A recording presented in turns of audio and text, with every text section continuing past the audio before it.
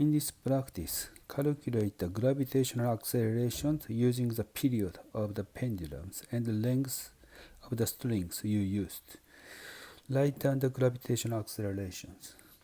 Period of the pendulums. If you draw the pendulums, length of the strings is L, and the pendulums makes oscillations around the equilibrium point. Period of the pendulums is given by t equal 2 pi square root L over g.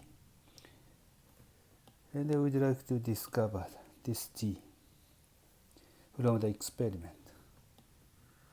So from this equation, you can express g as a function of period and the length of a string. G equal 4 pi squares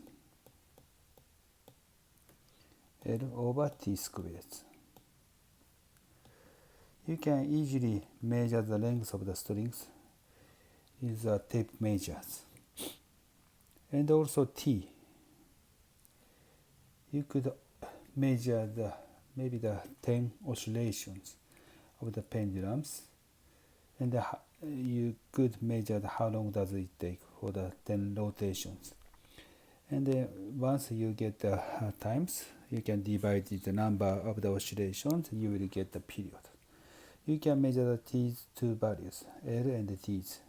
Once you get these two numbers, you can use this equation to calculate gravitational accelerations. This is the answer to these questions.